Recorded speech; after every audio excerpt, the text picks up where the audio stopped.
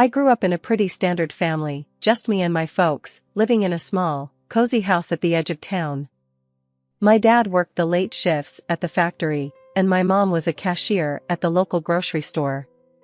Money was tight, but we got by. I was their only kid, and they poured all their love into me, even though I wasn't the easiest child to care for.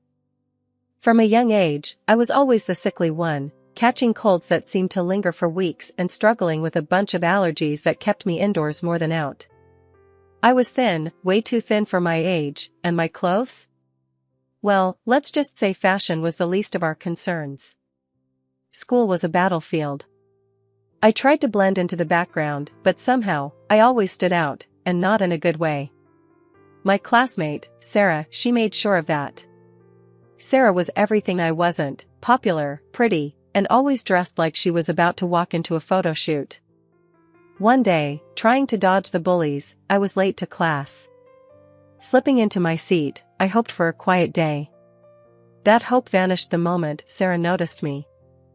"Look who decided to show up," Sarah sneered, loud enough for the whole class to hear.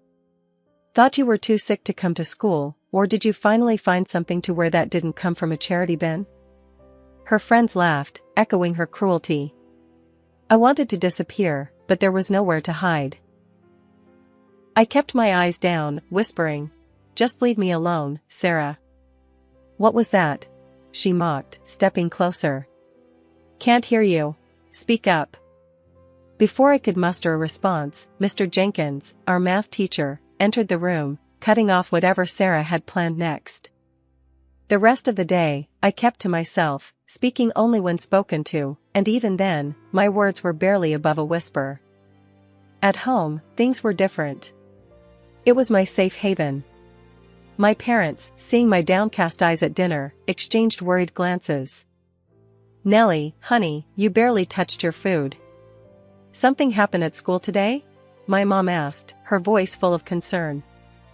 I shrugged, pushing my food around my plate. "It's nothing. Just tired, I guess." My dad, quiet until now, put down his fork. "You know, Nellie, you can talk to us. Whatever it is, we're here for you." I nodded, knowing they meant every word. But explaining the day's humiliation felt impossible. "Thanks, Dad. I'm just really tired. Think I'll head to bed early." Dragging my feet towards the school gates, I braced myself for another day of dodging glares and whispered insults. My backpack felt like it weighed a ton, loaded with textbooks and the heavy dread of facing Sarah and her clique. As I navigated the crowded hallways, trying my best to become invisible, I heard the all-too-familiar voice that made my stomach twist in knots. "Hey, ghost girl, try not to vanish before class starts," sneered Mark, one of Sarah's loyal sidekicks. His nickname for me, a jab at my pale complexion and tendency to keep to myself, echoed off the lockers, drawing snickers from nearby students. I quickened my pace, not daring to look up. "Just ignore him," I muttered to myself, but the words felt hollow. The day's first challenge was surviving homeroom. Mrs. Parker, ever oblivious, droned on about the importance of attendance just as I slipped into my seat at the back. I barely settled in when Sarah, draped in her latest fashionable outfit, sauntered in, her entourage in tow. "Nice of you to join us, Nellie. We were worried you got lost in your closet of hand-me-downs," Sarah quipped loudly, tossing her hair as she passed my desk. A chorus of laughter followed. I clenched my fists, feeling the heat rise to my cheeks. "Just leave me alone," I shot back quietly, more to my desk than to her. "What was that, Nellie?" "Speak up, we can't hear you," Sarah taunted, turning to face me with a smirk. I shook my head, choosing silence over a battle I couldn't win. The bell rang, a temporary reprieve, but the relief was short-lived. Each class transition felt like running a gauntlet, with Sarah and her crew lying in wait to hurl their next insult or snide comment. Lunchtime was no sanctuary either. I found a secluded spot under an old oak tree, a safe distance from the cafeteria's chaos and cruelty. As I nibbled on my sandwich, thoughts of just disappearing consumed me. "Hey, why you sitting all by yourself here?" a voice interrupted my solitude. I looked up to see Jake, a guy from my English class. He wasn't one of Sarah's crowd, but I was wary all the same. "Just like the quiet," I replied, hoping he'd take the hint and leave me be. He shrugged, unfazed, and sat down beside me. "Suit yourself. Sarah's being a real piece of work, huh?" I was taken aback by his bluntness. "You could say that," I admitted, surprised by my own candor. "Listen, Nellie, you can't let her get to you. She's all talk," Jake said, his tone earnest. I wanted to believe him, to find the strength to stand up to Sarah, but the words felt like a distant dream. "Easier said than done," I mumbled, my gaze fixed on the grass below. The bell, signaling the end of lunch, snapped me out of my reverie. Gathering my things, I offered Jake a small smile.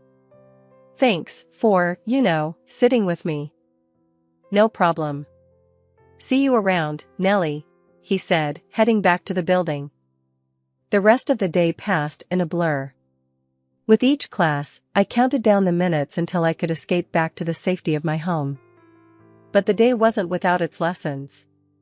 Jake's unexpected kindness was a glimmer of hope, a reminder that not everyone was against me. School had become a nightmare for me, one I couldn't wake up from. Every day was a repeat of the last, dodging insults, hiding from Sarah and her gang, and trying, unsuccessfully, to blend into the background. It wasn't long before the stress of it all started to take a real toll on me. I found myself feeling physically sick, my old ailments flaring up with a vengeance alongside new ones.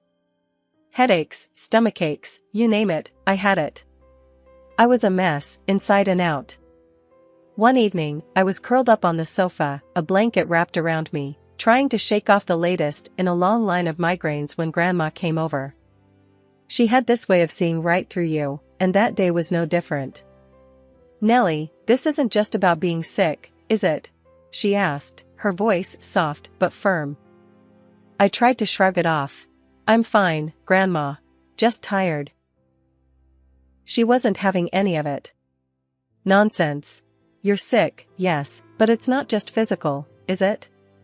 It's those kids at school, isn't it?" I hesitated, then the floodgates opened. I told her everything about Sarah, the bullying, the constant dread that filled my days. Grandma listened, her expression growing more concerned by the minute. When I finished, she sighed deeply. "Nellie, your body is reacting to your stress and anxiety. It's making you ill. All these problems with your classmates are affecting your health." I was stunned. Could my being bullied be the reason I was always sick?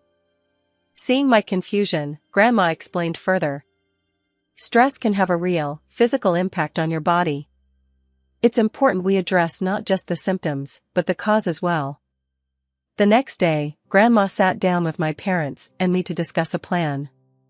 It was clear that continuing to attend school wasn't an option, not if things stayed as they were. After much discussion, my parents decided to switch me to distance learning. It was a big change, but one that felt necessary. The difference was night and day. Away from the constant harassment and anxiety, I started to heal. My headaches became less frequent, my stomach settled, and I found myself actually able to concentrate on my studies without the looming shadow of Sarah and her taunts. I was sitting at the kitchen table one afternoon, working through a set of math problems, when Mom came in to make a cup of tea. She watched me for a moment, then said, "You seem different, Nellie. Better. Happier, even." I hadn't really thought about it, but she was right. "I guess I am," I admitted. "It's weird not having to worry about what's going to happen at school every day." Mom nodded, a relieved smile spreading across her face. "I'm just glad to see you feeling better. We should have done this sooner." The transition wasn't without its challenges. I missed the few friends I had, and adjusting to a new way of learning took time. But as days turned into weeks, and weeks into months, I found myself grateful for the change. For the first time in a long time, I felt like I could breathe.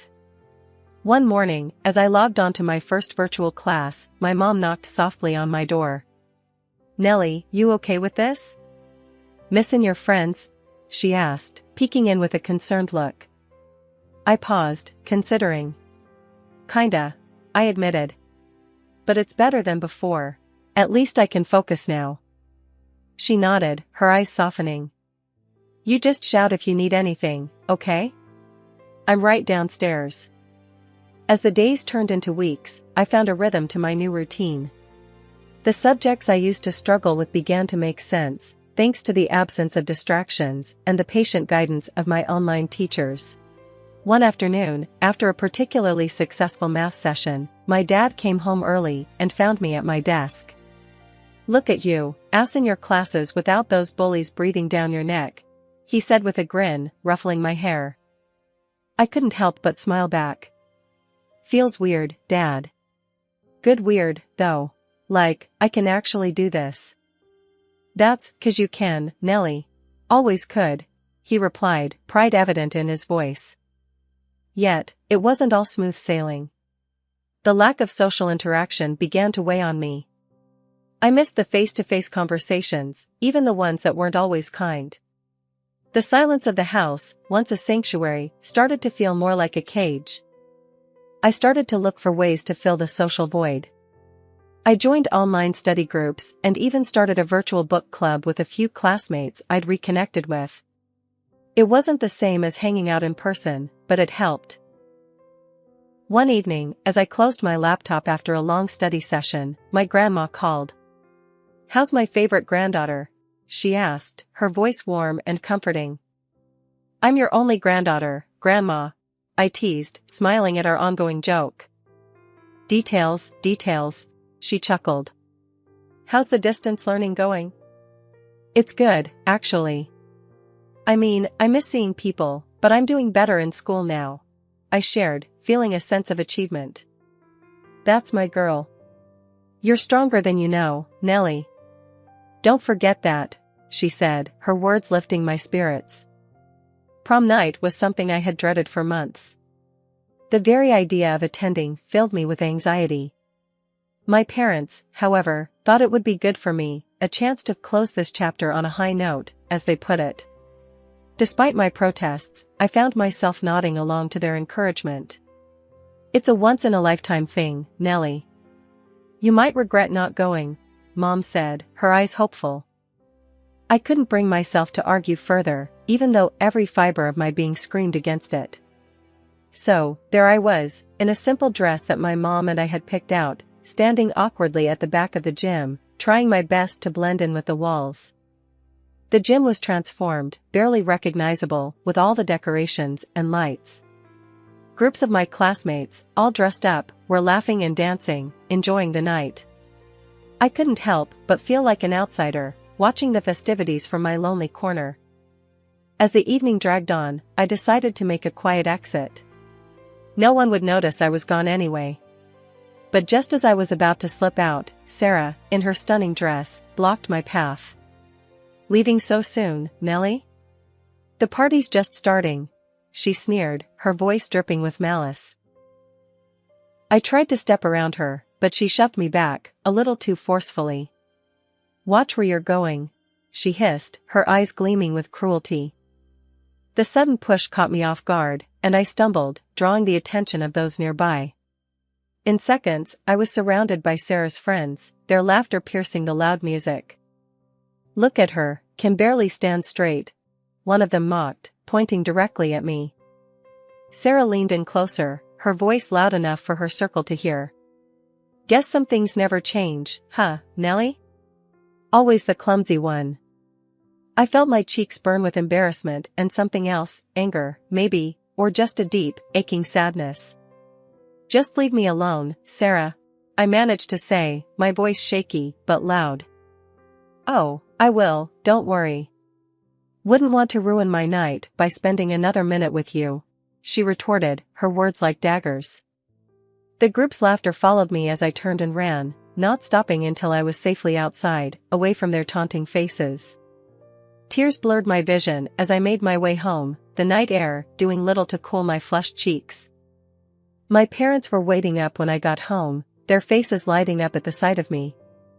But as they took in my tear-streaked face and the defeated slump of my shoulders, their smiles faded. "What happened, honey?"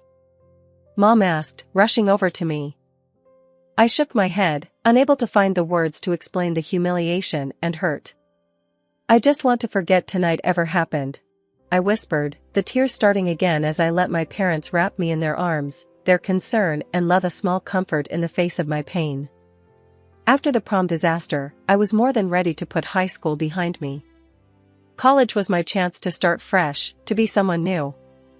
I chose to study medicine, driven by a deep-seated desire to help others, maybe even understand a bit more about my own struggles through learning about the human body and mind.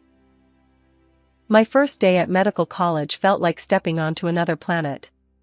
Everyone was buzzing with excitement, talking about classes and future careers. I found myself outside the main lecture hall, clutching my schedule, when a girl next to me said, "Hey, you look lost too. First year?" "Yeah," I replied, grateful for the conversation. "Nellie," I introduced myself. "I'm Zoe." "Nervous?" "Terrified," I admitted with a laugh. Zoe and I stuck together, finding our way to the lecture hall. Sitting down, I felt a nervous excitement bubble up inside me. This was it, my chance to really make something of myself. As weeks turned into months, I started to come into my own.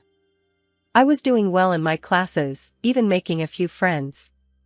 Zoe and I became inseparable, studying together and encouraging each other through the tough exams and endless assignments. Our hard work paid off, and I found myself thriving in a way I never had before. The subject of psychosomatic medicine particularly fascinated me, the idea that the mind could have such a profound effect on the body. It resonated with my own experiences, and I dove into the research with a passion. One day, after presenting a paper I'd written on stress and its physical manifestations, my professor pulled me aside. "Nellie, your work is impressive. Have you considered specializing in this field?" I was taken aback. I hadn't really thought about it. He nodded thoughtfully. "Think about it.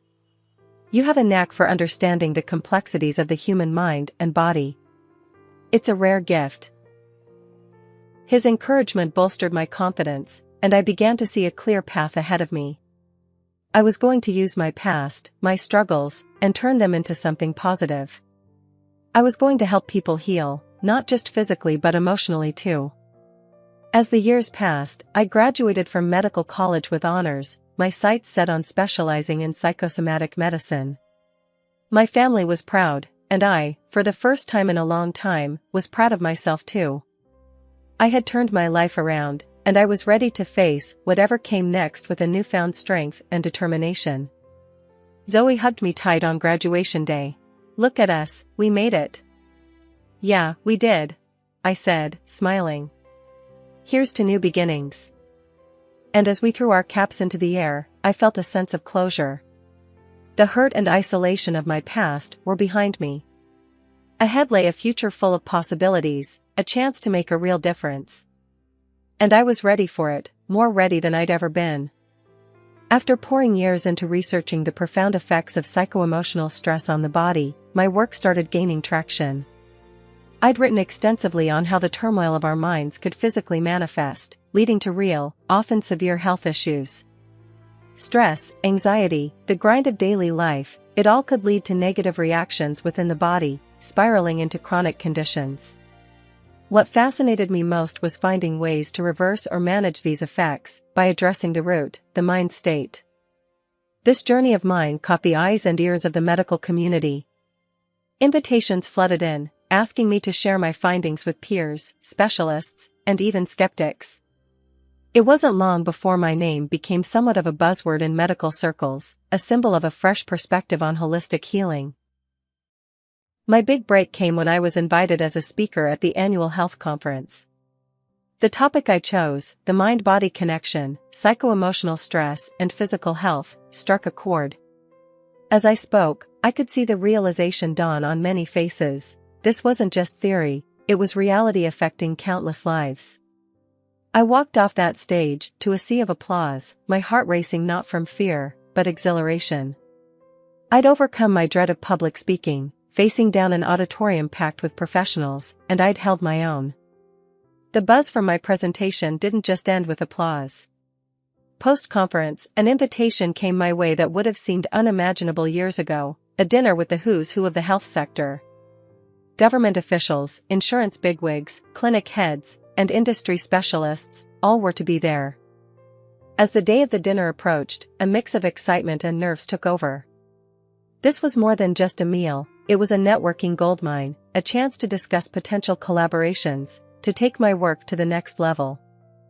I stood in front of my mirror, makeup in hand, determined to look my best. I wasn't just representing my research, I was representing myself, my journey. I chose my dress carefully, the one that always made me feel confident and at ease. As I applied my makeup, I allowed myself a moment to reflect on the significance of this evening. It wasn't about looking no worse than the other women there, it was about feeling my best, about walking into that restaurant with my head held high, knowing I belonged. At this elegant dinner, surrounded by the health sector's elite, I felt like I was finally where I belonged. Compliments flowed my way, each one boosting my confidence more than the last. As the evening wound down, I decided it was time to head home, still riding the high of the night's successes. But as I made my way through the hallway, a familiar voice stopped me in my tracks. It was her, Sarah, my high school nightmare. "Wow, look at you. Finally figured out how to dress, huh?" Sarah's voice, laced with that same condescending tone, filled the space between us. I turned to face her, finding her just as beautiful and just as arrogant as she'd been back in school. The years had changed us both, but it seemed her spirit remained untouched by time. "Long time no see, Sarah," I said calmly. Sarah laughed, a sound that once would have sent me spiraling into anxiety. "Seriously, though, how much did you have to borrow to afford a night here? This place isn't cheap." I met her gaze, steady and calm. The fear and insecurity she once inspired in me had long since faded, replaced by a strength forged in overcoming and succeeding, despite people like her. Before I could respond, the organizer of the dinner, Mr. Thompson, approached, his concern evident. "Is everything all right here?" he asked, looking from me to Sarah. I nodded, offering him a smile. "Yes, thank you. Just catching up with an old classmate." Sarah, fueled by alcohol and unchecked pride, continued her tirade, oblivious to the discomfort she was causing. She even went as far as to bring her husband into the mix, beckoning him over with the promise of joining in on her mockery. However, the moment her husband, who I recognized as the director of a company interested in my research, realized the situation, his demeanor changed drastically. "I'm so sorry," he began, his apology directed at me with a sincerity that took me by surprise. "My wife's behavior is unacceptable." He then turned to Sarah, his frustration boiling over. "Do you realize what you've done? You're jeopardizing important opportunities with your behavior. I've been looking forward to collaborating with Dr. Nellie Stewart here, and you're here making a scene." The sight of him leading Sarah away, her protests echoing down the hallway, was surreal. Moments later, he returned alone, his expression apologetic. "I can't tell you how sorry I am for my wife's behavior," he said, his voice earnest. "I hope this doesn't affect our potential collaboration. Your work is invaluable." After the dinner, as I was leaving, I saw her, my former tormentor from school, sitting outside on the steps, her makeup smudged from tears. She looked up as I approached, her eyes red and puffy. "Hey, can you talk to him for me? You seem to have his ear," she hiccuped, her voice a mix of desperation and vodka. I paused, looking down at her. This was the girl who made my life a living hell back in the day, now asking for my help. The irony wasn't lost on me. "I'm not getting involved," I said firmly. "This is between you and him. But you're like, doing so well. He listens to you," she persisted, stumbling over her words. "That doesn't make it my business," I replied, my tone leaving no room for further discussion. I left her there, on the steps, a mess of her own making. Walking home, I couldn't help but feel a surge of satisfaction. I had come full circle, from the girl who was bullied to someone who stood her ground, unafraid. The news of her divorce came through the grapevine. I'd be lying if I said it didn't give me a sense of vindication. As for me, life was looking up. I had found someone, a man who appreciated me for who I was, someone kind and interesting.